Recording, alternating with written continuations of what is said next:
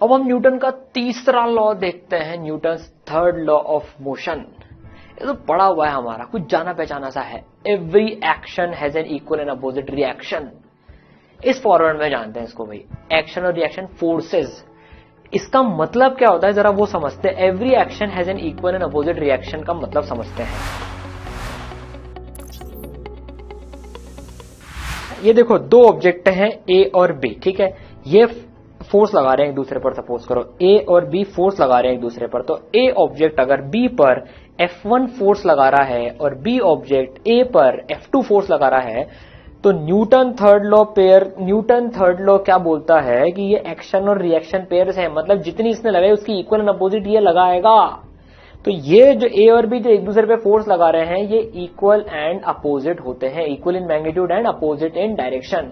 अब मन में डाउट आता है कि भाई जब इक्वल एंड अपोजिट फोर्स लगाएंगे तो यार कोई भी चीज दुनिया में फिर चल कैसे सकती है? जब इक्वल एंड अपोजिट फोर्स लगाएंगे तो कोई भी चीज दुनिया में चलेगी कैसे? कैंसिल ही हो जाएंगी फोर्सेस फिर तो। चलो एक एग्जांपल लेते हैं अपन। देखो अपन ने एक बॉक्स ले लिया, मान लो 1 kg का बॉक्स है ये, ठीक है, और ये पेंसिल से इसको मान लो धक्का दे रहे हैं, तो पेंसिल इस पे फोर्स लगाएगी। तो न्यूटन थर्ड लॉ पेयर के हिसाब से ये भी इस पे फोर्स लगाएगा। ये न्यूटन के थर्ड लॉ पेयर हो जाएंगे, equal and opposite action and reaction. तो देखो मान लो 1 kg का ब्लॉक है सपोज कर लो, और ये पेंसिल इस पे 2 न्यूटन की फोर्स लगा रही है। मान लो फ्रिक्शनलेस हैंड और कोई फोर्स नहीं है, तो देखना अभी चलेगा। ये पेंसिल इस ब्लॉक के ऊपर 2 न्यूटन की लगा रही है, तो ये ब्लॉक भी पेंसिल के ऊपर 2 न्यूटन की पीछे लगा रहा है न्यूटन लॉ के हिसाब से, थर्ड लॉ के हिसाब से। तो देखो 2 न्यूटन के लगे तो ये आगे जा रहा है, आगे जा रहा है, आगे जा रहा है, तो इसका एक्सेलरेशन 1 मीटर पर सेकंड स्क्वायर आ गया। सेकंड लॉ पढ़ा है। इसके ऊपर एक फोर्स लग रही है 2 न्यूटन की, मास है 1 kg, तो एक्सेलरेशन 2 मीटर पर सेकंड स्क्वायर, इसलिए देखो आगे मूव कर रहा है।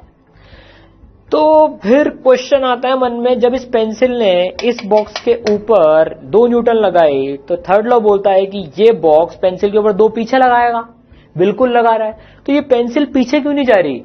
क्योंकि पेंसिल को हमने हाथ से भी तो पकड़ा हुआ है। ये 2 न्यूटन की पीछे लग रही है, लेकिन हाथ इस पेंसिल के ऊपर 2 से ज्यादा लगा रहा है, इसलिए पेंसिल भी आगे जा रही है। लेकिन यहां तो जो न्यूटन का थर्ड लॉ है वो होल्ड कर ही रहा है, 2 न्यूटन। तो जो एक बहुत इंपॉर्टेंट बात हमने इसमें सीखी कि जो एक्शन और रिएक्शन जो पेयर्स हैं वो अलग अलग ऑब्जेक्ट पे लगते हैं, act on different bodies and not on same bodies. तो जब हम पेंसिल से धक्का दे रहे थे ब्लॉक को, तो एक्शन बॉक्स पे लग रहा था, तो उसका रिएक्शन पेंसिल पे लग रहा था, अलग अलग ऑब्जेक्ट पे।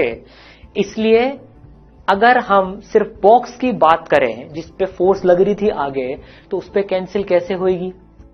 पेंसिल तो बॉक्स के ऊपर आगे फोर्स लगा रही थी और उसका रिएक्शन पेयर, ये तो एक्शन हो गया, और उसका रिएक्शन पेयर पेंसिल के ऊपर पीछे लग रहा था, तो अलग अलग बॉडीज के ऊपर लग रहा है, इसलिए इसका एक्सेलरेशन आ रहा था। समझ में आई बात? तो एक्शन और रिएक्शन अलग अलग बॉडीज पे लगती है, सेम बॉडी पे नहीं लगती, अलग अलग बॉडीज पे लगती है, ठीक है, अलग अलग पार्टिकल्स पे लगती हैं, अलग अलग बॉडीज पे लगती हैं। तो भाई चलो एक सिचुएशन देते हैं, ये बताना एक्शन और रिएक्शन पेयर है क्या? ये 2 आदमी बीच में झगड़ा हो गया, एक आदमी ने एक को जोर से झापड़ के मार दी, थप्पड़ मार दिया तेज चिपका कर, और दूसरे को गुस्सा आया, उसने फिर पलट कर पहले को एक थप्पड़ उसने भी चिपका दिया, झापड़ मार दिया जोरदार है। तो बताओ पहले ने झापड़ मारा और दूसरे ने झापड़ मारा, ये एक्शन रिएक्शन है क्या? पहले ने झापड़ मारा वो एक्शन, दूसरे ने झापड़ मारा वो रिएक्शन, ये ऐसे एक्शन और रिएक्शन है क्या? नहीं, पहले ने जब दूसरे के झापट मारा उसी समय एक्शन और रिएक्शन आ गए। मान लो पहले के हाथ ने दूसरे के गाल पर 10 न्यूटन की फोर्स लगाई, तो दूसरे के गाल ने पहले के हाथ पर हाथों हाथ 10 न्यूटन की फोर्स लगा दी, वहीं हिसाब तो छुट्टा हो गया पहले झापट में ही। एक के हाथ ने दूसरे के गाल पर 10 की लगाई, तो दूसरे के गाल ने पहले के हाथ पर 10 की लगाई, तो यार बात खत्म हो गई ना। फिर दूसरे वाले को गुस्सा काहे को आया कि यार तूने मेरा थप्पड़ कैसे मार दी? भाई दूसरे वाले आदमी ने भी तो पहले वाले के हाथ पे 10 न्यूटन की फोर्स लगा दी, तो उसको गुस्सा क्यों आया? काम तो वही खत्म हो गया, 10 एंड 10 बात बराबर। दूसरे को गुस्सा पता है क्यों आया?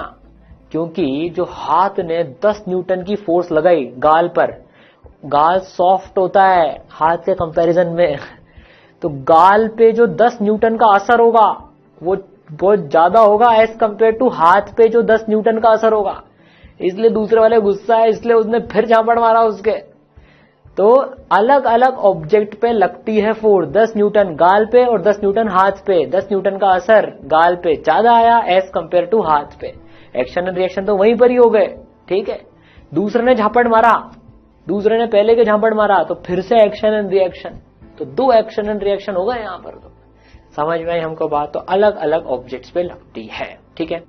दूसरी बात, action and reaction forces are of same type, same type की फोर्स होती है। समझते हैं इसका मतलब क्या होता है। मान लीजिए एक टेबल पे एक ब्लॉक रखा हुआ है 2 kg का, ठीक है। अब ये टेबल पे रखा हुआ है, अब टेबल इसके ऊपर एक फोर्स लगा रही होगी। अच्छा, अर्थ इस 2 kg वाले को अपनी तरफ खींच रही होगी, तो इस 2 kg वाले को अर्थ 2g mg फोर्स, हम पढ़ेंगे इसके बारे में। अर्थ जो है m मास के ऑब्जेक्ट्स को mg से खींचती है, तो 2g, g की वैल्यू 10, बहुत डिटेल में पढ़ेंगे इसको तो हम, ठीक है ना।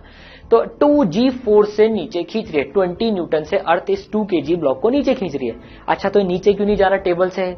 टेबल पे रखा हुआ है, रेस्ट पे पड़ा हुआ है, एक्सेलरेशन 0 है, नेट फोर्स 0 है, तो इस 20 को कौन बैलेंस कर रहा है? टेबल भी तो ब्लॉक के ऊपर फोर्स लगा रहा होगा एक, तो टेबल इस ब्लॉक के ऊपर वाली डायरेक्शन में एक फोर्स लगा रहा है, 20 की लगा रहा होगा वो, तभी तो 20 और 20 कैंसिल आउट होंगे, 0 न्यूटन, क्योंकि ब्लॉक देखो एक्सेलरेशन 0 है, तो नेट फोर्स 0, 20 तभी तो कैंसिल हुए ये। अब ये बताओ, क्या ये 20 और ये 20 एक्शन और रिएक्शन पेयर है क्या? बताओ जरा। इक्वल एंड अपोजिट दिख रहा है क्या? एक्शन रिएक्शन है, लग तो रहा है एक्शन और रिएक्शन है, नहीं, ये एक्शन और रिएक्शन नहीं है। पहली चीज तो ये 20 न्यूटन टेबल ब्लॉक के ऊपर लगा रही है, इसे नॉर्मल फोर्स कहते हैं। क्या होती है नॉर्मल फोर्स? वो पढ़ेंगे आगे, पर ये नॉर्मल फोर्स होती है।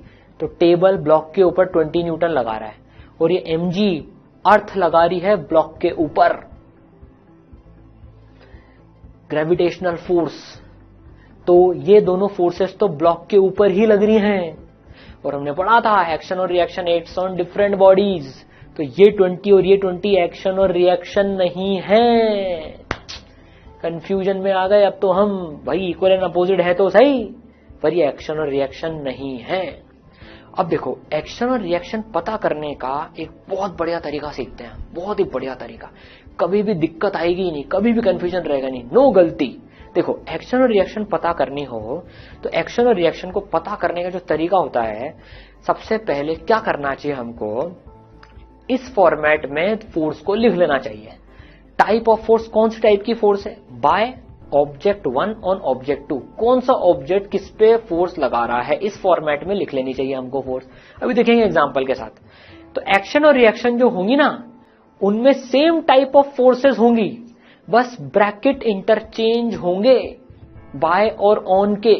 मतलब अगर एक्शन है फोर्स, कोई सी भी फोर्स हो सकती है, बाय ऑब्जेक्ट 1 ऑन ऑब्जेक्ट 2, तो जो उसका रिएक्शन होगा ना, वो सेम टाइप ऑफ फोर्स लगती है by object 2 on object 1, brackets interchange हो जाएंगे।